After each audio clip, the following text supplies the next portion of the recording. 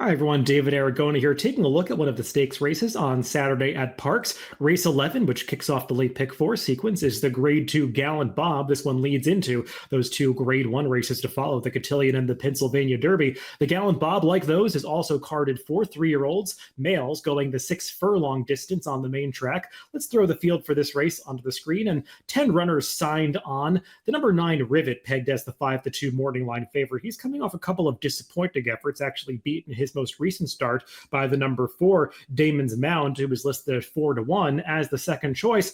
Feels like a race that maybe hasn't come up as strong as it has in some prior years. The top runners in these 3-year-old sprint division are not entered in this spot, but it makes it a more competitive race. A lot that you can make a case for, many with similar speed figures coming into this race. So trips could play a key role in the outcome. So let's take a look at the Timeform US pace projector for this Gallant Bob. And it does feel like there is some speed signed on here that could push the early pace, but you don't see that fast pace flag showing up. So it's not like it's projected to totally come apart. The number 9 Rivet is shown on a slight early lead over the number 7 Sir Lancelot. Both of these horses should have intentions on making the front end. Rivet has done some of his best races when he makes the lead, though he has lacked that early zip out of the gate in his last couple of starts, which is something I think you do want to consider. The number 7 Sir Lancelot possesses a lot of speed, but he's shown it more so on the turf, so we'll see how that translates to the dirt. And the number 4 Damon's Mound also has speed, but he feels like one that would be content to sit just off, stalking from potentially the 3rd or 4th position in the opening quarter mile. Let's take a look at this field in post position order, beginning with the number 1, 90% Maddie. And this horse is turning back in distance. He's running a series of route races, primarily going 2 turns, and he's got some competitive speed figures that do make him competitive here, particularly when he was second by a head in that Federico Tessio, going all the way back to April here into 114 Timeform US speed figure that day. That number would translate pretty well to this spot if he were able to repeat it. The problem with 90% Maddie is his recent form leaves a little to be desired. He's lost by double-digit margins in each of his last 2 races. His race 2 back, when he was an 18-length loser as the 1-5 favorite, was pretty disappointing. That also came over a muddy track, something you might have to consider on Saturday with plenty of rain in the forecast. He did face better last time in the Grade 3 Smarty Jones, so I think he's dropping into a slightly softer spot here. I like the turnback for him because he's run some competitive races going shorter early in his career, but he does have to adapt his running style to come from further off the pace, likely with a faster early tempo in this Gallant Bob.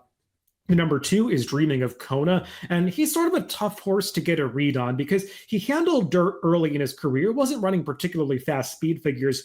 Doing so, he got put up to be the winner of that Mucho Macho Man at Gulfstream all the way back in the beginning of January when the winner, Legacy Isle, was DQ'd. Since then, he didn't really handle 2 turns on the dirt in either the San F. Davis or the Tampa Bay Derby. He rebounded a little bit in that sprint race over synthetic at Presque Isle in the Tom Ridge 2 back, but then wasn't competitive in the Manila last time, was chasing a fast pace that day.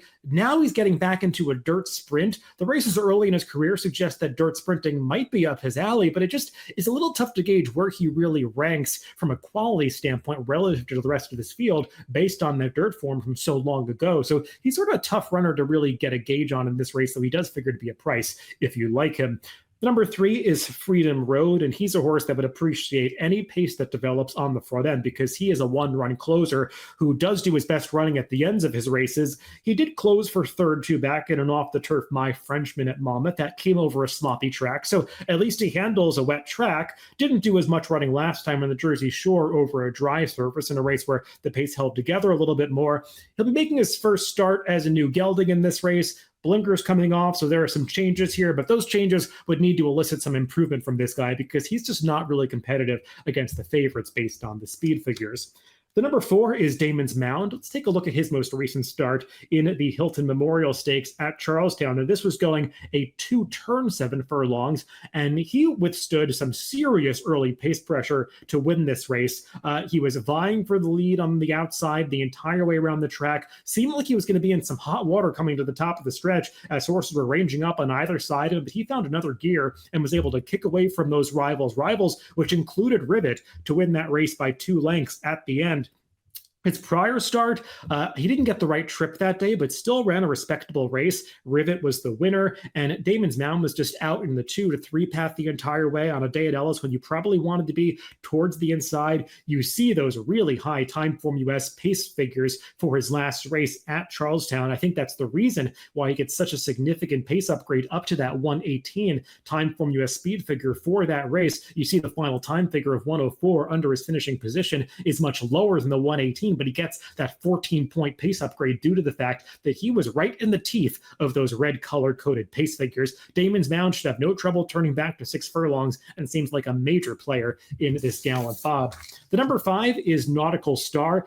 He's a runner that's going to be moving up in class off of this victory that we're taking a look at here when he was a winner against Allowance Company, going 7 furlongs in the slop at Gulfstream. And he is a horse, one of the few in this field that has won over a wet track. So he's got that feather in his cap. And he's a horse that has also handled shorter distances in the past. He broke his maiden going 6 furlongs at Oaklawn Park for different connections back in February, was privately purchased after that, and the Connections just took a shot in the Florida Derby. That was the wrong race for him, and he needed some time off after that. But I liked the way he got back on track off the layoff in the race that we just watched last time. That 108 Timeform US speed figure is not that far off some of the favorites in here. And just generally, trainer Safi Joseph has been sending out live runners across the nation in recent weeks. If you look up his stats over the past 2 months in DRF Formulator, he's winning at nearly 30% with a very healthy positive ROI that's above $2.30. So Nautical Star feels like he is moving in the right direction, going out for a very dangerous barn in this Gallant Bob. The number 6 is Praetorian Guard, another horse that would appreciate any pace that develops towards the front end because he is a closer in this field, and kind of like Freedom Road that we just talked about, he's lacking some of the speed figures to be considered a win candidate in this race. Was beaten by another rival that he's going to face here, and Gordian Knot last time out, but at least he was running on well at the end of that 6.5 furlong stakes event, and he's a horse that has pretty reliably put in late runs in his last few races at Parx, but this is just a big step up in class, and he would really need things to fall apart towards the end to be competitive with a field like this. The number 7 is Sir Lancelot. His form on the turf recently is quite good. His last race was impressive, winning by 3 lengths at Colonial Downs. He was the 3-5 favorite that day, but was a decisive winner. And prior to that, they tried going 7.5 furlongs with him at Woodbine, setting a fast pace that day. He just doesn't want to go that far.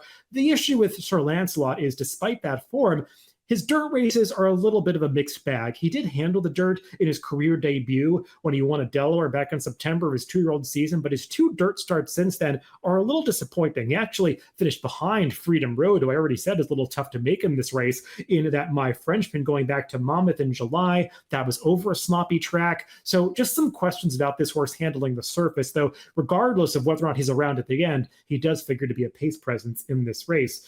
The number 8 is DePoli, and he is just going to be a long shot in this race, and I think justifiably so. Was no match for Gordian Knot and Praetorian Guard last time, just kind of picking up pieces, one paced at the end of that race. He's been off the board in his last few starts against slightly weaker company than this, so feels like a long shot that is kind of tough to make a case for in this Gallant Bob.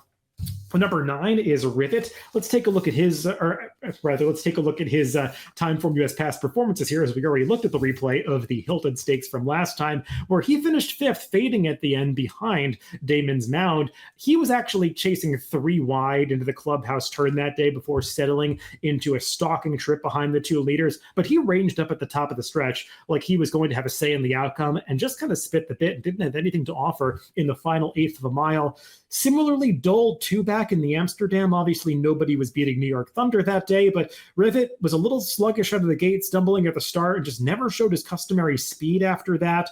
He was in such good form early in the season, reeling off victories in races like the Chick Lang and the Maxfield, but it just feels like he's been running so consistently, and maybe all that running has taken its toll, and he's just gone off form in some recent starts. He's going to have to run better if he's going to turn the tables on Damon's Mound in this race. And then closing out the field to the outside is the number 10, Gordian Knot. Let's take a look at his most recent start when he was a winner of that stakes race at Parx on August 22nd. That's him ranging up on the outside. He's going to take over in those white blinkers, open up in mid-stretch, and just barely hold off the late charge of Praetorian Guard, who we just talked about. He's the gray horse that's closing down the center of the racetrack, or I should say the chestnut horse on the outside. Gordian Knot is the one that's drifting over to the rail, and he just barely holds on as Praetorian Guard sort of comes out of nowhere to make it close at the end. Gordian Knot is a solid Pennsylvania bred who is competitive against that kind of competition, and easy to like a horse that's won 6 out of his 7 career starts on the dirt or synthetic. His lone poor performance came on the turf. Just going to have to really step it up, both from a speed figure standpoint and also against tougher company than he's ever faced before. He's a horse that's gotten pretty good trips in his recent starts when he's been successful, and he's going to have to overcome the outside post position in this Gallant Bob. So let's throw out my picks for this race, and I think the number 4, Damon's Mound, is the horse to beat. I think he deserves to be favored in here. He's not favored on the morning line, but I wouldn't be surprised if he goes off as the shortest priced, and I think he should be. He's the most likely winner off his last race, and I think he's just generally been in good form when they've run him in dirt sprints. He typically performs well, and I think he is the horse to beat, likely to get the right kind of stalking trip in this race, though I am afraid of the number 5, Nautical Star, going out for that dangerous, sappy Joseph Barn. He feels like one of the few with upside in this race, but the number 4, Damon's Mound, my top pick in the Gallant Bob on Saturday at Parx. Good luck if you're playing the races this weekend.